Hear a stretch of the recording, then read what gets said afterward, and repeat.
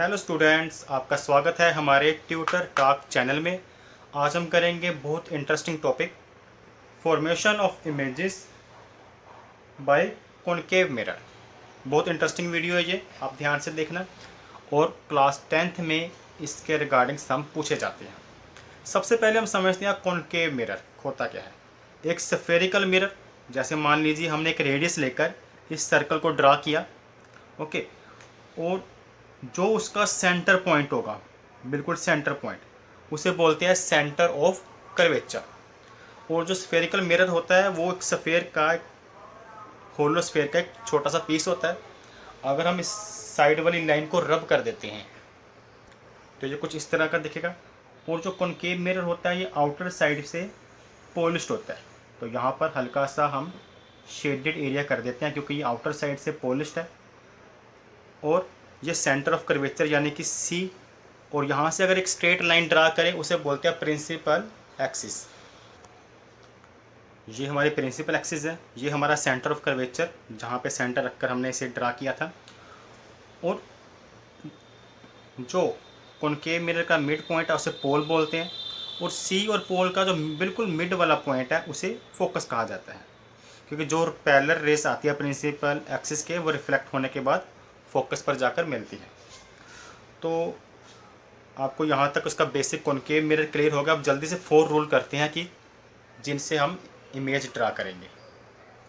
First rule बताता है हमें कि अगर कोई रे ऑफ लाइट इस प्रिंसिपल एक्सिस के पैरेलल आती है तो रिफ्लेक्ट होने के बाद वह फोकस में से बाहर जाएगी। यानी कि ये रे ऑफ लाइट जो कि प्रिंसिपल एक्सिस के बिल्कुल पैरेलल आई और मिरर से टकराने के बाद बैक कहाँ से गई, फोकस में से। और सेकंड रूल हमें बताता है कि अगर कोई रे फोकस में से, मतलब फोकस में से आती है तो रिफ्लेक्ट होकर वो पैरेलल वापस जाएगी। यानी कि वो इस लॉ का उल्टा लॉ बन गया। ध्यान से देखिए, ये इस फर्स्ट रूल में रे आई पैरेलल थी और रिफ्लेक्ट होने के बाद फोकस में से गई थी। इसमें क्या हुआ, आई फोकस से है और बाद में पैरेलल गई है।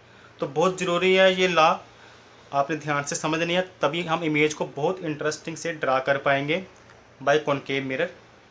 अब हम करते हैं नेक्स्ट लॉ। नेक्स्ट लॉ में हमें पता चलता है कि अगर कोई ray of light centre of curvature में से आकर रिफ्लेक्ट होने के बाद सेम पाथ से वापस टर्न कर जाती है, यानी कि जिस तरह से वो आई सेम उसी पाथ में वापस रिटर्न होगी। और फोर्थ लॉ हमें बताता है कि अगर कोई रे ऑफ लाइट पोल पे टकराती है, यानी कि प्रिंसिपल एक्सिस और मिरर का जो सेंटर पॉइंट है पोल, यहाँ पर टकराती है तो जिस एंगल से वो आती है उसी एंगल में वापस टर्न हो जाती है। यानी कि जिस तरह से आई, जिस एंगल से, और उसी एंगल से ये वापस रिफ्लेक्ट हो जाती है। मतलब जिस एंगल से आई प्रिंसिपल एक्सिस और इस रे में जो एंगल बना इंसिडेंट रे में, वही प्रिंसिपल एक्सिस और रिफ्लेक्टेड रे में एंगल बनेगा, सेम एंगल होगा दोनों का। अब जल्दी से इन रूल के अकॉर्डिंग हम डिफरेंट इमेजेस ड्रा करते हैं by concave mirror. First case, when object between pole and focus, यानी कि ये हमारा पॉइंट आपको पता है पोल है, ये सेंटर ऑफ कर्वेचर, ये फोकस, ये पोल। जब ऑब्जेक्ट जो कि ए बी है वो फोकस और पोल के बीच पे, ये हमने एरो से ऐसे ड्रा करना है अपने ऑब्जेक्ट को। तो कौन कौन से 2 रूल्स लगेंगे। फर्स्ट रूल हमने बताया था, when a ray of light parallel to the principal axis, अगर कोई ray of light principal axis के पैरेलल आएगी तो रिफ्लेक्ट होने के बाद वह फोकस में से वापस टर्न करेगी। ये हमारा फर्स्ट रूल था।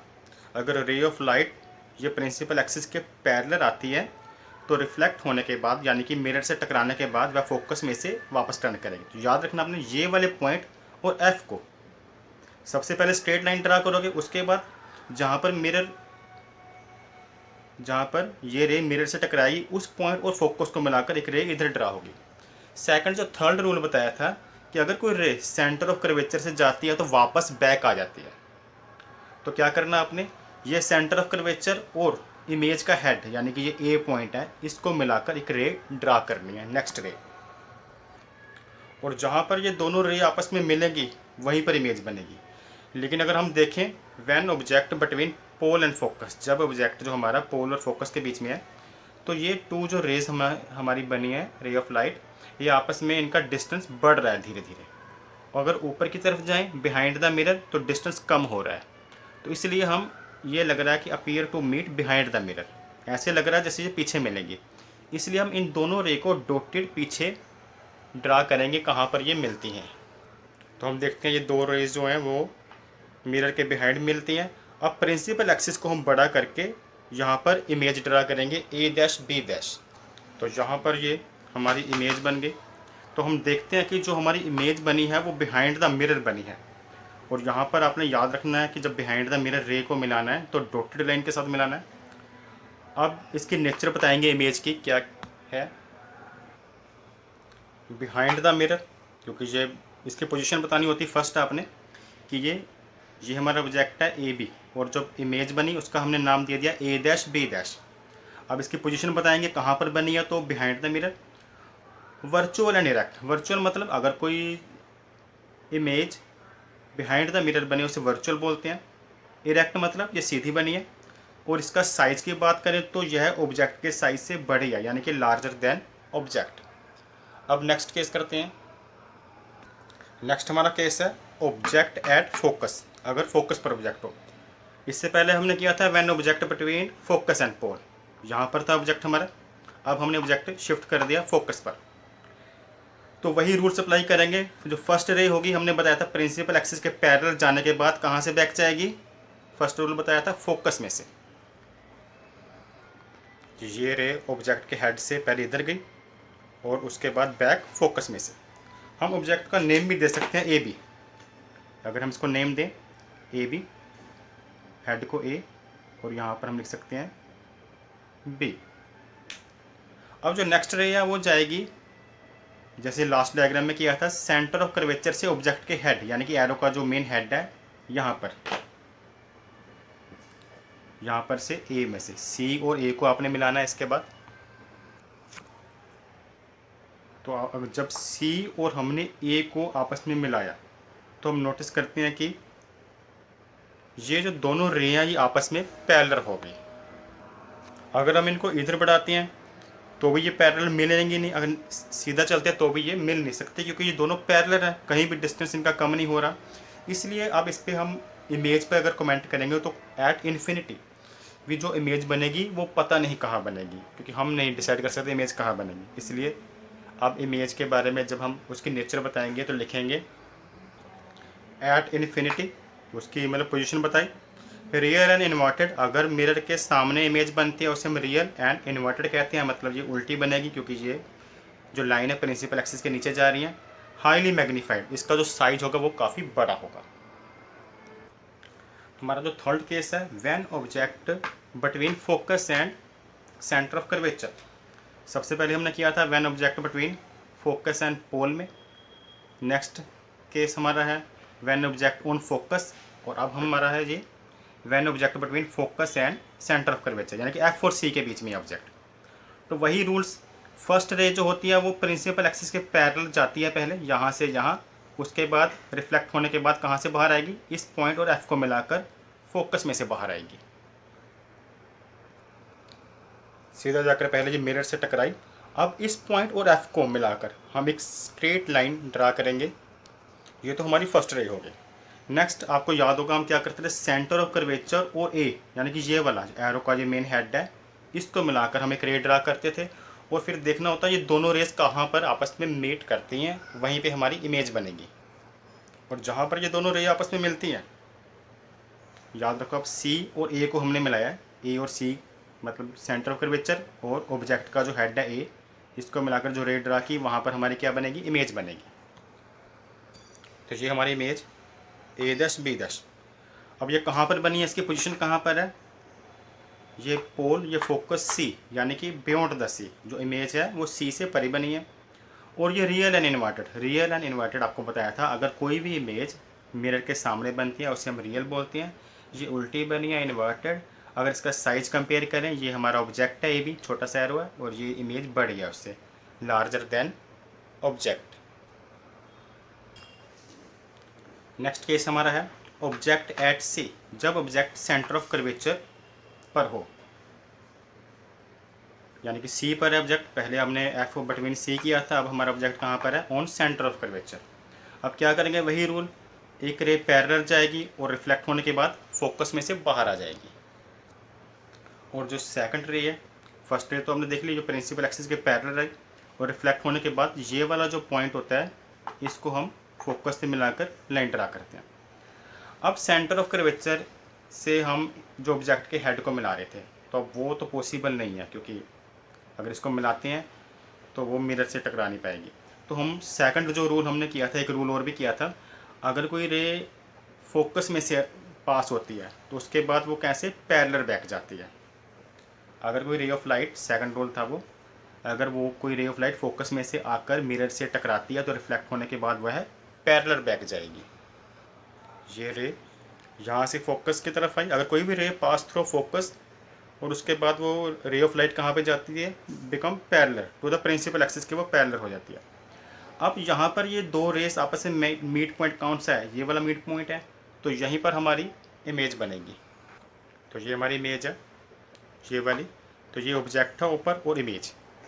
इस इमेज की नेचर के बारे में अब हम क्या लिख सकते हैं, एट सी, उसकी पोजीशन कहाँ पर बनी है, सी पर बनी है, ऑब्जेक्ट भी सी पर है और इमेज भी सी पर।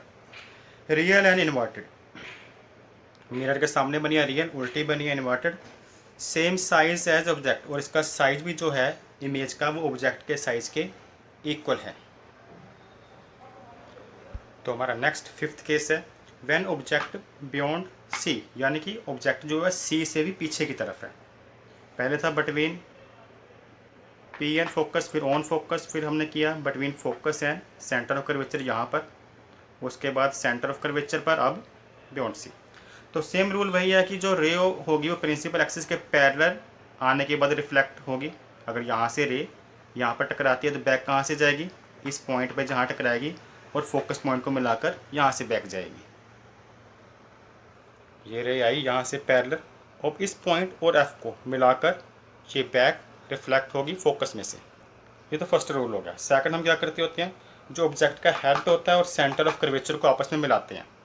ऑब्जेक्ट का हेड यानी कि जो एरो है, ए वाला जो पॉइंट है, और सी वाले पॉइंट, इन दोनों को मिलाएंगे तो ये आपको पता जो रे सेंटर ऑफ कर्वेचर से जाती है, रिफ्लेक्ट होने के बाद बैक आ जाती है।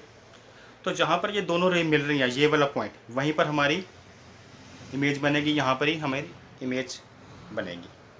तो ये हमारी ए डैश बी डैश, जहाँ पर ये दोनों रेज आपस में कट कर रही हैं, तो यहाँ पर हमारी इमेज बनी है, जिसका कि साइज जो है वह ऑब्जेक्ट के मुकाबले बहुत छोटा साइज है इमेज का। इसलिए हम लिख सकते हैं जो उसकी पोजीशन कहाँ पर है image, between C and F, यानी कि फोकस और सेंटर ऑफ कर्वेचर के बीच में है, बिटवीन एफ एंड सी।